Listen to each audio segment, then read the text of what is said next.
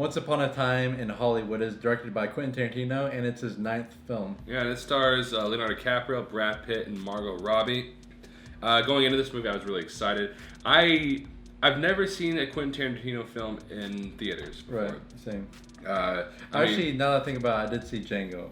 Yeah. But this is my second movie. Yeah, so I saw Django whenever it came out on Blu-ray, and all of his every other movie that I've seen of his, I've only seen on Blu-ray. I haven't seen it in theaters. So this is my first movie seeing of his in theaters. I was excited about it. Also going in, I knew what to expect, kind of. I knew to expect a slower movie, and I want to tell you that too. I knew to expect a slow movie because I've seen reviews saying it's a movie that doesn't really feel completely like a Quentin Tarantino film because it's slower. You know, it's not really a lot going on. It's more like it's just a movie about two guys, just kind of a hangback movie, kind of chill. And that's what I went in expecting this movie. Now, I do want to start off by saying I was highly disappointed with this movie. Yeah, this movie didn't really feel like a Quentin Tarantino movie, like at all. Not even just the genre and the slowness, but just in quality. It just didn't feel like that great of a movie, or even that good of a movie, to be honest. There's not a lot really happening. It's not just a slow movie. It's a movie where nothing much even happens. Yeah, exactly. And I want to say this: the things that I do like about this movie. The movie has really good acting in it, and I mean that's obvious. It's the people who act in it. Dakota Fanning, I haven't seen her in a little bit, so I'm glad she's in this. And I know she did amazing too. Yeah, she does really good, and all the acting is really good. There's a scene at the very end of the movie that's fantastic. I love that scene. It's like classic Quentin Tarantino. Yeah. And then there's a scene in the middle, near the middle. Yeah. That's really good, but that's also a scene that I have a really big issue with too, because I love this scene. It's in the middle. It's like in this like kind of ranch area, and nothing's really happening. In this scene, you're like, okay, maybe something's starting to happen now. Yeah, like a bigger story is starting to happen. Yeah, and then it just drops. Right afterwards. Yeah, because like most of this movie, I was just sitting there waiting, like, when is something gonna start happening? What is the point of this movie, really? Yeah. And like that scene, I felt like, because there's a lot of tension in this scene, it felt like it was leading to something huge. But like Marquez said, it just ended up being really anticlimactic by the end of it. And then after it just went back to this nothingness. Yeah, exactly. And that's a big issue. That's probably my biggest thing all around that I have to say bad about this movie. And it's really sad for me to say this about Quentin Tarantino because I love the director, you know? Yeah. And that is, whenever a movie comes out, I feel like always its job from the get-go shows the audience why it had a reason to be made. It establishes that reason of why it's made. This movie doesn't do that. And not just because I feel like it's a movie that's just filming two guys living life, but it doesn't do anything. And I've seen movies that are slow, and I liked Midsummer, probably slower than this. Yeah. You know, I liked it. Call Me By Your Name, slow movie that just felt like two guys being filmed. I liked it because it felt like it was doing something. This movie feels like two guys being filmed, but they don't really feel like they're doing anything, really at all. And the main plot of this movie is pretty much just Leonardo DiCaprio's character. He's kind of this actor who was this huge actor several years ago, and now he's kind of coming to the twilight of his career, and he's starting to feel like a has-been. And they kind of only scratch the surface of like surface level of his character. They never really dive too much deep into his character, or at least as much as I want them to. And his arc never really feel fully developed. And then by the end of the movie, it doesn't feel like his arc ended in a very strong way. Yeah. It just felt really weak. And I wouldn't even know if I would even call it an arc whatsoever. Right. I would call it like an arc in like career.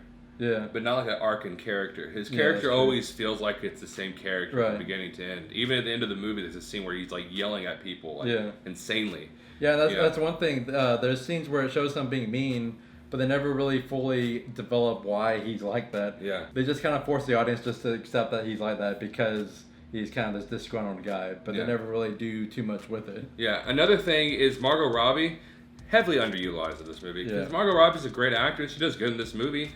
But her character is not needed at all. Until the very end of the movie, she's kind of needed. I guess if right. I mean, you can make the connection and realize why she's needed at the very end. Yeah. But every scene before that, they don't do anything. Right. Yeah, and that kind of adds to my complaint about how Leonardo DiCaprio's arc, the ending of his arc, felt really weak, and it had to do with Sharon Tate's character. And I wouldn't have completely minded it because at least it's something with Leonardo DiCaprio's character. But Sharon Tate's character took up so much time in this movie. Yeah. Her scene, all of her scenes really did nothing to the movie. Yeah. They just felt like they're there just to be there, and she didn't really do much in those scenes either. Yeah, and I understand like a few things of like you don't want to do too much. You don't want to show some things because I mean maybe it's in poor taste because she was a woman who was brutally murdered. Mm-hmm. But at the same time, it's like I guess don't put her in there. Yeah, it felt like she was just there for like misdirection. Yeah, and because her character, there's even a scene when she goes to like a party and like it has Steve McQueen there, and they like show Steve McQueen. And he's like kind of like talking bad about Sharon Tate and these two guys that she's been with. Mm-hmm. I think Roman Polanski and some other guy. And he starts talking like about it. And he starts explaining kind of like her life. Like there's this whole scene explaining everything about her and her boyfriends. Yeah.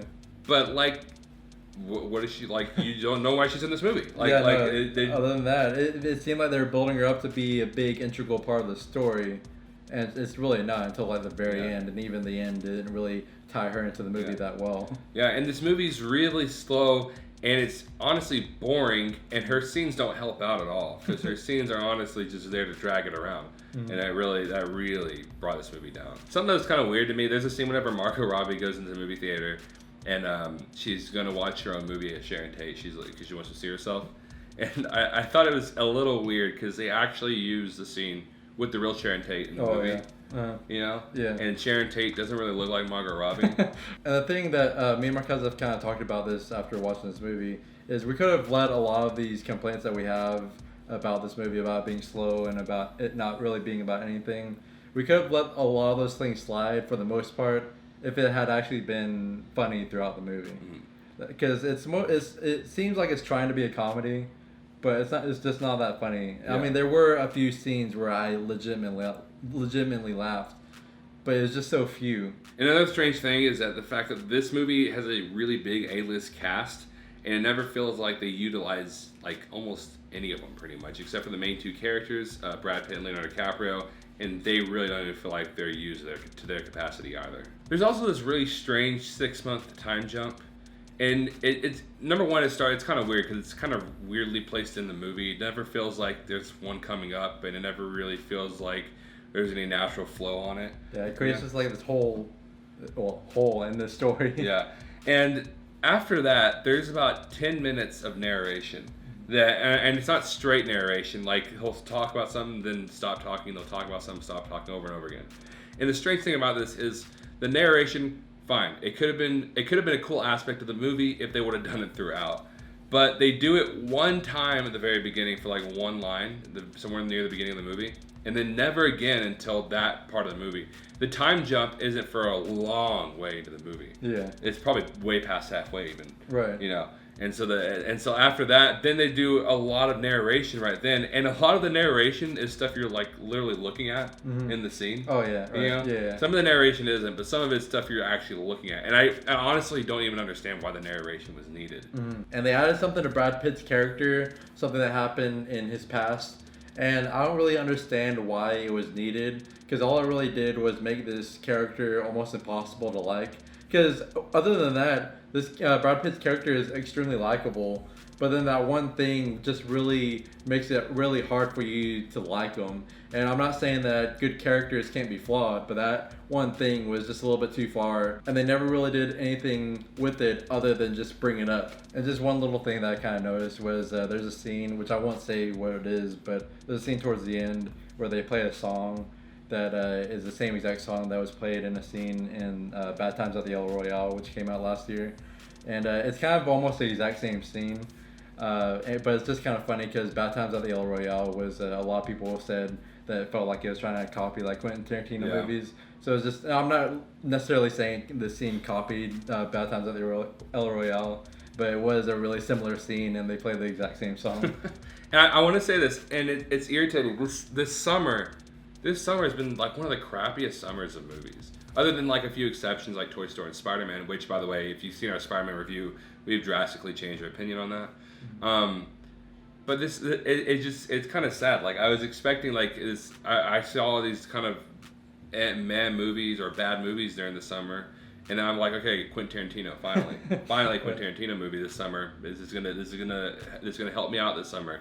And no, it just mixes in with all the meh or bad movies of this summer. Yeah. You know, and thankfully we got Toy Story 4 and Spider-Man this summer, but it's like overall, it's like these movies that could have been made good, but just weren't. Well, guys, this movie, I unfortunately am gonna say it's not a good movie. It's not a good movie. I'm gonna say it's a bad movie. I keep trying to keep myself from saying bad movie. It's a bad movie. It's not a good movie to me, anyways. Some people may like it. I've seen some people who like it. So whatever. I mean, you obviously gonna have a different opinion, and depending on what you want out of this movie, maybe you'll like it. I don't know. If you have not seen a Quentin Tarantino movie, don't see this. Okay. Okay, if you want to see a Quentin Tarantino, if you're like, I've never seen a Quentin Tarantino movie, let me just try him out. Let me just go to the movie theater, try Quentin Tarantino out. This movie is going to make you never watch another movie of his again. Yeah, this movie was a movie that kind of felt like it's trying to be a character study, but it wasn't really full of character that much. In all honesty, I know you're not supposed to compare movies to TV shows, but if you want to watch something that has to do with a washed-up actor that's trying to come to terms with the fact that he's a washed-up actor. Yeah, you just watch BoJack Horseman, which we have posted over there. We are going to say that Once Upon a Time in Hollywood is 40% awesome. Man, that kind of that honestly kind of hurt just saying those numbers about a Quentin Tarantino movie. And I still love the dude. I mean, I haven't lost any respect in him. I mean, no directors honestly ever put out like good movie after good movie. Right. I mean, honestly, it's kind of surprising that his first movie I don't like of his is his ninth movie. Yeah. So, I mean, like, I don't want to lose respect in the dude, because I'm not going to, because, you know, nobody's done all good movies. So, I mean, you know, whatever. But, like I said, you may like it. Anyways, guys, if you like this video, don't forget to like, share, and subscribe. Also, comment and let us know what you thought about this movie. If you want to, you can rank all these Quentin Tarantino movies, including this one. Also, I want to bring this up. We do have a podcast called the Awesome Drone Podcast. If you go over there, we'll put a link in the description below. We just recently had one of our friends on there, Daniel Barrios. You can we'll put a link in the description below to his channel also if you want to go check him out. He's a really awesome guy. Really good videos as well. And don't forget to follow us on social media. We have Facebook, Instagram, and Twitter, all at 2 Awesome Men. And as always, thank you so much for watching, and you will see us later. I like punch that table. Yeah, I know, right?